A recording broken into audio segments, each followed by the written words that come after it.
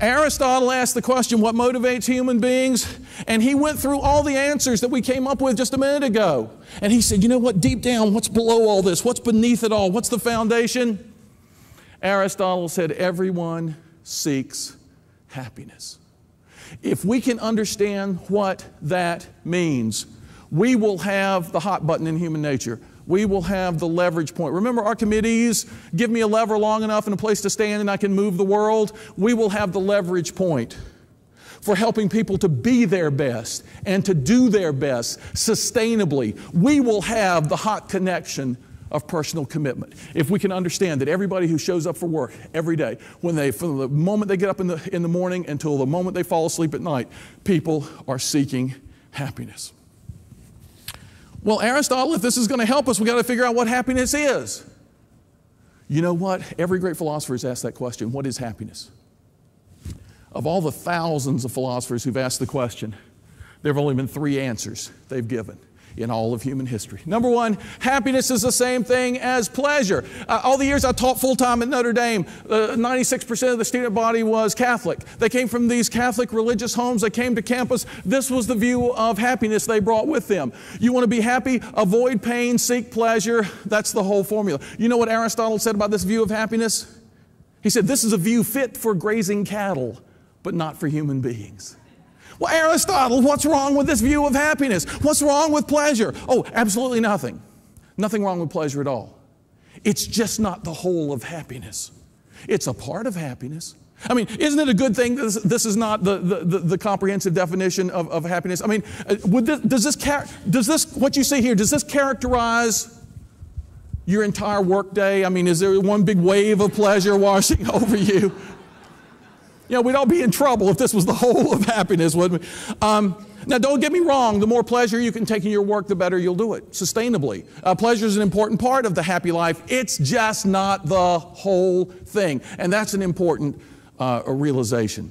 So let's go, you know, this was the view of the ancient hedonists, the Epicureans, for example. Let's go to another group of ancients, the Stoics. They said, no, happiness is not pleasure. Happiness is personal peace, tranquility, equanimity, unperturbedness. They had all these different terms for it. Imagine the spirit of a happy person modeled by the surface of a pond on a windless day. Does this capture your average work day any better? You know, I don't think so. You know, it's an amazing thing. Let me talk about futurists for just a minute. Y'all want to talk about futurists for a minute? I know you've recently been in the presence of a futurist. You know what the futurists all predicted in the 1950s? This is, those of you who are old enough to remember this, you will know this is the absolute truth. Every futurist in the 1950s predicted that by the late 90s or 2000, we all would be living lives of leisure. 4-hour work days, 4-day work weeks. This is true. And this is why in the 1950s, all the colleges and universities of America developed a new kind of academic study. Departments of recreation, administration, and leisure studies.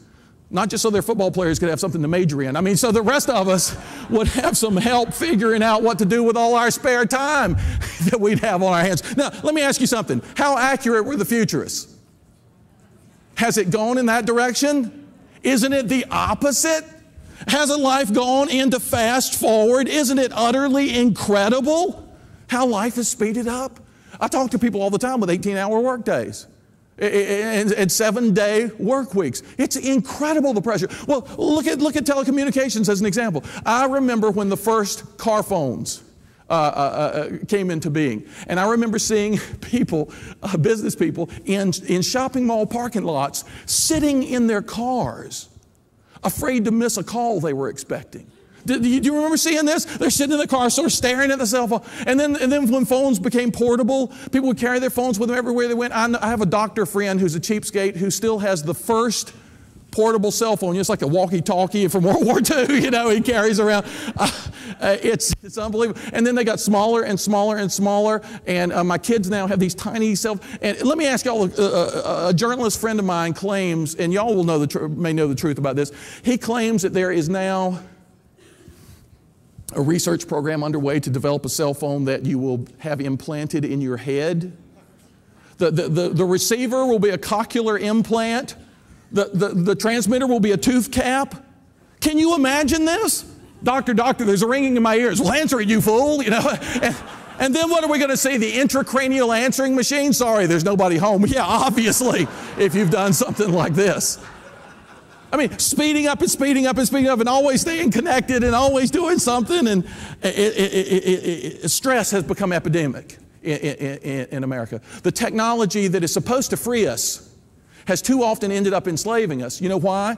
Because we didn't take charge of the technology and the way we used it in our lives. The ancient philosophers always said, anything that has power for good has power for ill. It's always up to us how we use it. People will do anything to get rid of the stress in their lives and to attain personal peace. So, aerobics, weight training for stress release, long distance running, meditative running. Before I left South Bend, moved to the beach 7.5 years ago in North Carolina, before I left Notre Dame, I remember a guy saying to me, I don't know what's going on in the world anymore. My son's just taken up meditation. I guess it beats sitting doing nothing. It is sitting doing nothing, right? But with the best possible aim in view, this personal peace, this equanimity, this tranquility, which is an important part of the happy life. You know what? I'm just finishing a book on Stoic philosophy called Inner Resilience and Outer Results, the Stoic Art of Living.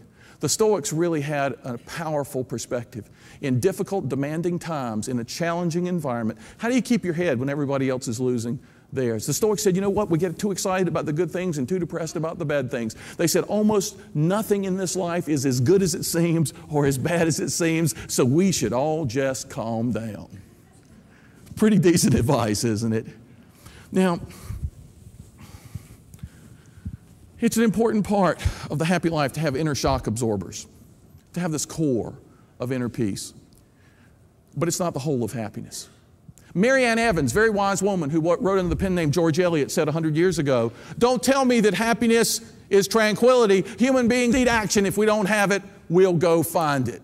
She agreed with Aristotle in defining happiness like this. It's participation in something that brings fulfillment. Now notice the first two definitions are very passive. Pleasure, you might be active in your pursuit of it, but once you have it, it's something you undergo. Personal peace is obviously a passive state. Aristotle said we are active beings. We need a definition of happiness that's as active as we are. It's engagement in the tasks of life, participation, involvement in something that brings fulfillment. That's what happiness is. It's participation that yields pleasure and that's grounded in an inner peace, but that makes something happen in the world. But Aristotle, how are we going to understand your definition unless we understand what brings fulfillment? Are we just back to square one? Oh, different things for different people. You're fulfilled working by yourself. Other people are fulfilled in team endeavors. I'm fulfilled as a guitarist. You're fulfilled as a pianist. Some people play golf. Other people play tennis. Is it just different things for different people? That's where things get interesting today. I've looked at all the wisest philosophers in human history. Confucius, Lao Tzu, the people I was just talking about, the ancient Stoics, Aristotle, St. Thomas Aquinas, Ralph Waldo Emerson, and I have found unanimity on a few crucial issues in human life. And one of those pieces of unanimity I'm bringing to you all now. Nothing brings fulfillment in human life, nothing, unless it respects and nurtures four things. I've discovered that there are four dimensions of human experience. The intellectual dimension that aims at truth, the aesthetic dimension that aims at beauty, the moral dimension that aims at goodness, and the spiritual dimension whose target is unity. The intellectual, the aesthetic, the moral, and the spiritual. These are the four dimensions of experience people bring to work every day. These are the four dimensions of experience that your kids use as lenses through which they experience the world. These are the four dimensions in every relationship. If you want someone to experience fulfillment in their work, and you know what the great philosophers have understood? That's a foundation for sustainable excellence. If you want people to feel good about what they're doing, if you want people to feel their best and do the best, they've got to be in an environment in which these 4 dimensions are recognized, respected, and nurtured. And these 4 foundations for sustainable excellence are respected and are enacted.